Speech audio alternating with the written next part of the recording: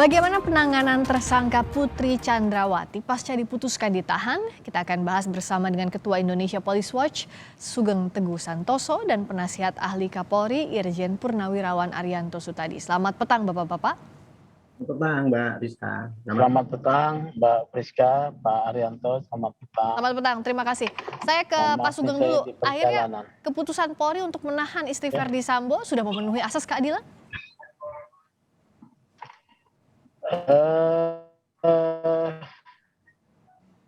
Ya akhirnya menjawab ya, Polri menjawab pertanyaan publik saat ini menahan.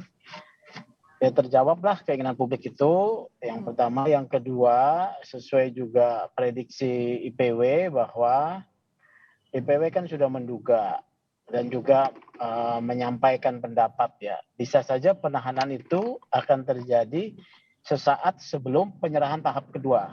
Nah ini ternyata terjadi ya. Kenapa kalau IPW melihatnya begitu? Ya kan pertimbangan penyidik itu punya pertimbangan masing-masing lah ya.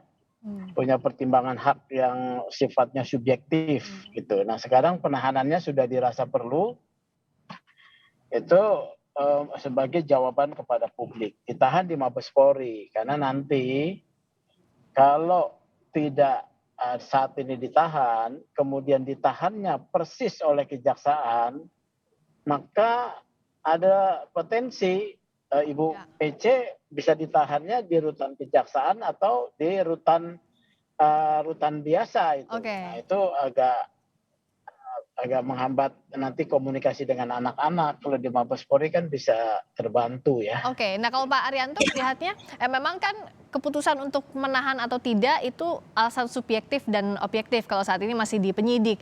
Kalau Pak Arianto melihatnya apakah ini bukan karena desakan masyarakat kah yang memang sejak awal kasus ini mempertanyakan kenapa Putri Chandrawati tidak ditahan, begitu Pak Arianto?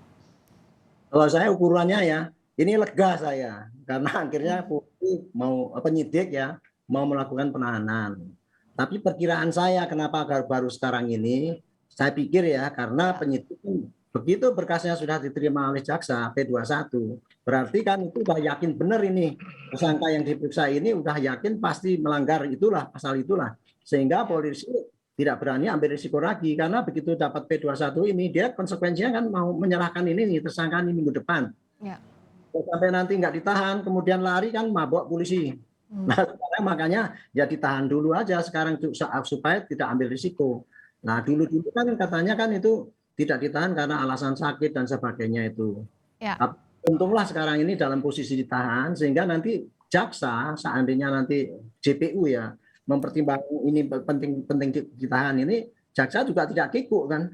Ya. Coba kalau seandainya jaksa nanti menahan polisi enggak kan kikuk, jadi seakan-akan polisi kurang serius, jaksanya serius kan kayak gitu. Ya, jadi bagus jadinya apa? Meskipun ini di injury time sebelum penyerahan tersangka begitu baru ditahan ya Pak Arianto.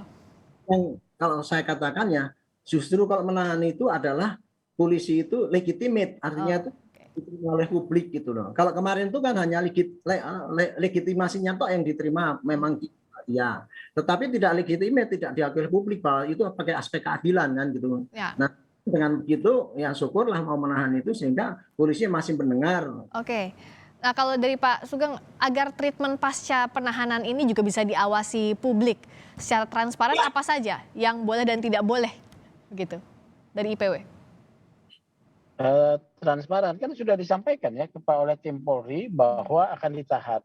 Nah di dalam tahanan itu ya pasti akan ditahan di dalam rutan ya, rutan Mabes Polri. Dan sudah disebutkan juga kemudian, tadi ya gamblang oleh Kapolri begitu ya Pak?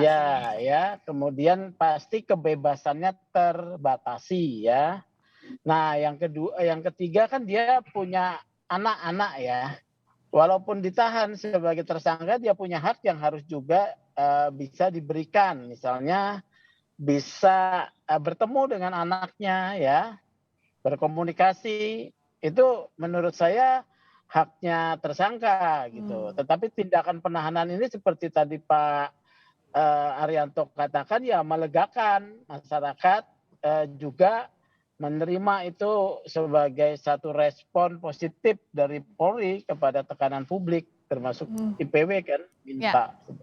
tadi Pak Sugeng dan Pak Arianto melihat ini ditahannya di detik-detik terakhir begitu jelang penyerahan tersangka dan barang bukti ke kejaksaan, tapi di sisi lain ya ini walaupun di injury time seperti ini melegakan. Nah kalau dari Pak Arianto, treatment penahanan Bu Putri tadi kata Pak Sugeng jangan lupa juga hak-hak tersangka. Nah hak tersangka ini apa saja yang harus dijaga juga begitu? Kalau sesuai dengan KUHP, ya, itu seorang tersangka itu masih punya hak ya. Ini antaranya apa? Hak untuk kesehatannya itu dilindungi, itu pertama. Yang kedua hak untuk ketemu dengan rohaniawannya, pembelaannya juga masih diketahui masih dikasihkan. Intinya hak-hak itu masih melekat pada tersangka itu, hanya bedanya kalau dia itu ditahan maka kebebasan dia untuk berkomunikasi dengan luar itu kan terbatas. Kalau kemarin kan dia mau pergi kemana-mana ke Surabaya ke Bandung, bebas. Kalau sekarang kan nggak bisa gitu kan. Jadi harus ada di itu gitu. Itu apalagi sekarang saya juga agak spektakuler menurut saya sih. Kok ditahan di rumah tahanan gitu ya. Ya. Menurut saya enggak ditahan di rumah gitu. Jadi betul-betul di rutan begitu ya lokasinya. Tidak dipertanyakan seperti selama ini. Kalau ditahan di rumah tahanan artinya apa itu menjawab bahwa polisi masih punya rasa keadilan masyarakat lah kira-kira gitu ya. Ya. Ini rasa keadilan masyarakat yang harusnya dijaga. Nah, kalau soal ini lebih ke teknis bagaimana nanti tahanan ini atau para tersangka ini ditahan sampai dilimpahkan ke kejaksaan gitu oleh penuntut. Kalau dari IPW, apakah perlu dipikirkan juga secara detail? Misalnya antara tersangka ini jangan disatukan di satu lokasi tahanan yang sama karena bagaimanapun juga sejak awal kasus ini bergulir ada faktor psikopolitis dan juga hierarkis meskipun sudah dipecat dari Polri begitu yang bisa saja masih ditakutkan selama proses persidangan ini berlangsung nantinya, Pak Sugeng. Iya, pastikan Ibu PC ditahan terpisah ya, karena beliau kan perempuan terpisah dari tahanan. Ya. Untuk tersangka Kemudian lainnya? 4 tersangka lagi, ya Pak FS, ya, Kuat Ma'ruf, kemudian RR dan Barada E ini. Kalau Barada E itu dalam status perlindungan pasti dia ada penahanan khusus ya. Kemudian Bribka RR juga saya menduga akan dipisahkan dari FS untuk tidak bisa mereka bertemu. Karena Bribka RR ini sudah juga merubah keterangannya kan. Ya. Nah, Kuat Ma'ruf ya, Kuat Ma'ruf ditahannya pasti bisa karena dia kan sipil biasa. Sementara Pak siapa ini? Pak FS Makobrimob. Ya memang ini terpisah-pisah nih. Itu juga bagian daripada strategi melakukan satu proses penuntutan perkara ini pasti splitsing ini ya, splitsing terpisah gitu ya. Dugaan saya minimal ada 3 berkas minimal ya, itu terpisah. Jadi itu juga satu strategi dengan memisahkan penahanan itu supaya mereka tidak saling berkomunikasi yang dapat mengganggu proses pembuktian seperti itu. Apalagi proses pembuktian di persidangan ini panjang waktunya, begitu ya Pak Sugeng ya? Betul, ya betul. Kalau Pak Arianto, apa sebenarnya yang harus jadi catatan juga oleh penuntut umum yang segera menyiapkan dakwaannya agar dari Polri dilimpahkan sampai nanti persidangan jalurnya ini on track terus? Pak Arianto suaranya belum terdengar. Mungkin di Oke, sekarang sudah ada. Silakan. Menjadi atensi publik ya, sangat saya pikir masalahnya sekarang apa? Sekarang kan bandul itu sudah ada pada jaksa itu. Ya. Sudah lewat ini, kewajibannya sudah dilakukan, nah sekarang tinggal jaksa. Jaksa pasti juga memikir ini masih jadi perhatian publik kan, dia harus menunjukkan kinerja yang terbagus gitu. Nah sekarang dengan adanya kasus yang ini menurut saya cukup rumit ya, karena apa? Karena kan yang tadinya dipikirnya cuma pembunuhan gitu aja, ternyata kan pembunuhan itu direncanakan kan gitu. Nah, yang merencanakan siapa itu pun masih debatable sekarang kan gitu kan, karena selama ini kan polisi juga tidak memberikan penjelasan keluar di jalan ceritanya kan gitu. Jadi kita masih nggak sanksi lah. Kira-kira yang peristiwa yang terjadi itu kayak apa? Nah dalam hal seperti ini pasti jaksa tidak mau ambil risiko ya. sehingga kepastian yang sudah analisis itu dari berkas itu tidak akan buyar gara-gara masing-masing saksi itu nanti terus kemudian berunding itu kemudian merubah lagi keterangannya dan sebagainya. Pasti akan terjadi isolasi antara saksi-saksi itu. Jangankan para saksi ya dengan tersangka itu, atau tersangka satu dengan tersangka yang lain. Lah hakimnya saja kan sudah dipersiapkan tuh diisolasi supaya tidak kena intimidasi dari. Masing-masing lembaga ya akan sangat berhati-hati ya untuk mencari kepastian apa yang terjadi itu sehingga nanti bisa dipersidangkan dan bisa disajikan di depan umum bahwa ini yang terjadi secara netral gitu. Itu saya kira intinya gitu. Jadi jaksa nanti akan mikir mana yang paling bagus ya. Perkara ini apakah di splitting atau jadi satu. Soalnya kan kasusnya satu rangkaian jadi gitu. Kalau di splitting itu kan nanti membuktikannya berulang-ulang. Kalau misalkan Baradae di sidang sendiri, kemudian RR sidang sendiri kan itu jadi panjangnya gitu dan betapa tidak jelasnya kasus itu. Tapi kalau jadikan satu kan gampang rangkaiannya kayak gini. Cuman risikonya apabila terjadi miss tidak sampai. Saya tidak punya pengalaman untuk itu ya. Saya kira jaksa lebih punya pengalaman. Ya, tapi ada risikonya tadi ya kalau yang dipilih split sync begitu ya Pak Arianto. Itu harus dipikirkan juga teknisnya ya. Ada risikonya, tapi jaksa sama pasti lebih sudah berpengalaman ya menangani kayak mana yang dipilih itu pasti yang terbaik lah. Saya kira gitu. Kenapa nantinya kita harus memantau juga persidangan, apalagi untuk pihak korban Yosua Huta Barat saat ini keluarganya sudah siap untuk memberikan keterangan di persidangan sebagai saksi. Kalau dari Pak Sugeng, apakah perlindungan itu juga termasuk harus untuk keluarga Yosua? Tadi untuk hakimnya saja sudah dipikirkan begitu agar tidak terkena intimidasi dari banyak pihak. Hakim itu menurut saya tidak diintimidasi dalam rangka fisik ya, atau diintimidasi untuk ditakut-takuti. Yang sebetulnya dicegah itu adalah KKN ya, KKN-nya, sehingga mereka itu isolasi supaya tidak berhubungan. Ya. Agar tidak ada dorongan-dorongan untuk main mata gitu. Karena di kasus ini begitu ya. Intimidasi, hakimnya mungkin marah ya. Kemudian dia diserang secara fisik, ya makin jadi perkara baru ya. Juga itu KKN-nya. Nah betul, ini yang memang harus diperhatikan bersama. Harus dipilih hakim-hakim yang berintegritas dan berkarakter. Kemudian dengan keluarga Yosua kan mereka tidak meminta status perlindungan ya, perlindungan saksi ya. Jadi tidak dalam status perlindungan dan menurut saya juga tidak akan ada intimidasi terhadap keluarga Yosua. Ya mereka akan bebas bisa memberikan keterangannya. Karena ini sudah di persidangan dan juga kita terbuka semuanya, justru perbuatan-perbuatan yang mengarah pada pelanggaran hukum makin menyulitkan para terdakwa.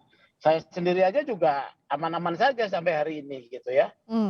Nah, kalau kita kembali lagi ke yang salah satu hal besarnya adalah hari ini Kapolri mengumumkan langsung soal penahanan istri Sambo, Putri Chandrawati. Pak Arianto melihatnya Kapolri mengumumkan sendiri soal penahanan Putri yang selama ini jadi perdebatan di publik. Apa yang Pak Arianto lihat?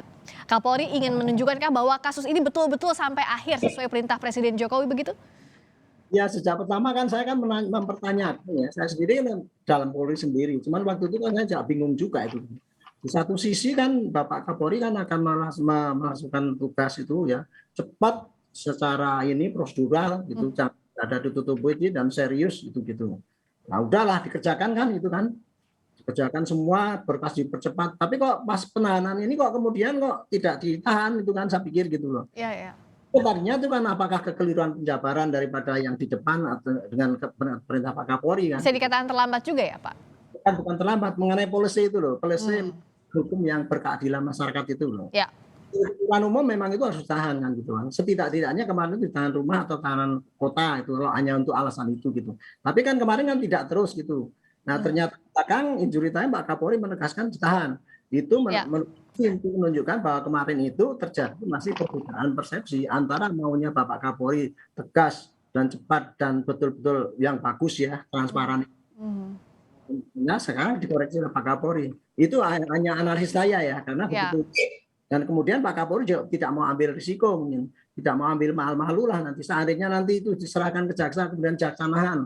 Kan jadinya kita malu seakan-akan Iya, ini betul.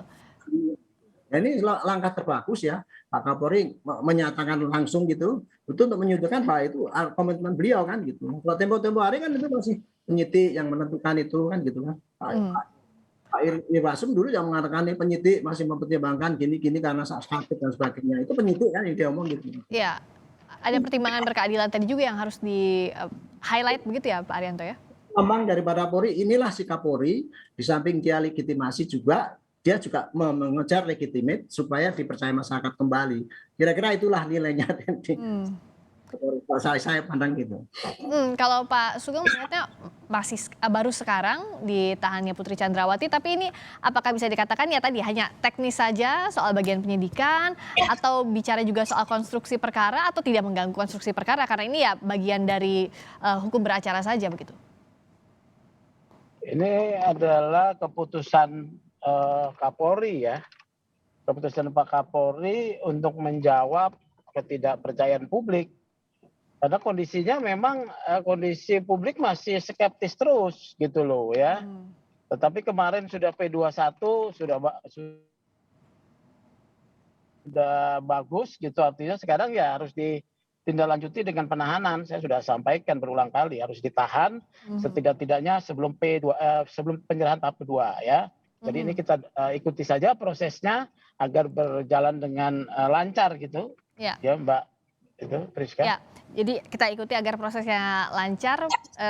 Penegasan juga untuk bapak-bapak. Saya ke Pak Arianto dulu. Baik. Kan selama proses ini berlangsung kita lihat seringkali waktu diundur penyidikan karena alasan sakit dari tersangka dan sebagainya, agar nanti di sidang tidak ada ya hal-hal demikian. Apa sebenarnya yang harus dilakukan? Tapi di sisi lain juga kan bisa jadi alasan tersangka juga untuk menghambat persidangan, Pak Arianto. Ya kalau di dalam alasan sakit itu ya Bu ya, sehingga kita itu nggak bisa dielakkan. Ya. Yang namanya kita meriksa orang itu diawali dengan pertanyaan apakah saudara dalam keadaan sehat. Sehat atau tidak begitu ya, itu yang awal ditanyakan. Kan, walaupun dipaksakan diperiksa, jadi nggak aci lah kira-kira itu. Iya betul. Gitu. Nanti dia dari pengadilan itu. Tapi terakhir untuk bapak-bapak boleh singkat saja. Jadi apa yang harus dilakukan agar mengawasi perkara ini betul-betul sesuai memenuhi rasa keadilan, itu kan yang intinya harus dijaga oleh penegak hukum. Pak Arianto dulu boleh? Saya pikir tinggal ditambah transparansi penyidik itulah. Dibuka kembali lah, nggak usah terlalu banyak menyimpan rahasia hasil penyidikan dan yang akan disampaikan di pengadilan. Itu namanya dituduh kita menutup-nutupi kecurangan kan gitu. Lebih baik terbuka aja gini hasilnya sehingga rakyat juga bisa melihat perkembangan penyidikan itu kayak gitu nggak bertanya-tanya. Saran saya keterbukaan penyidik itu ya lebih terbuka lagi lah demi pengadilan yang transparan. Oke, kalau Pak Sugeng? Kalau sudah diserahkan tahap kedua, sudah tempatnya jaksa nanti akan bertugas, pasti terbuka itu. Ya, berkas perkara akan dibuka, dakwaannya akan dibuka, semua saksi juga akan didengar secara terbuka. Sudah tidak ada yang bisa ditutup-tutupi lagi. Ya, jadi oleh karena itu kita dorong saja supaya cepat jaksa diserahkan tahap kedua. Jaksa cepat menyusun dakwaan dan diajukan ke pengadilan, Mbak. Begitu ya. Mohon maaf saya sudah sampai bandara ini. Baik, terima kasih sekali lagi. Dakwaan jaksa diharapkan cepat dan juga cermat. Kita kawal terus prosesnya hingga persidangan nanti. Terima kasih Pak Sugeng Teguh Santoso, Ketua Indonesia Police Watch dan juga penasihat ahli Kapolri, Irjen Purnawirawan Arianto Suptadi telah bergabung di Kompas Petang.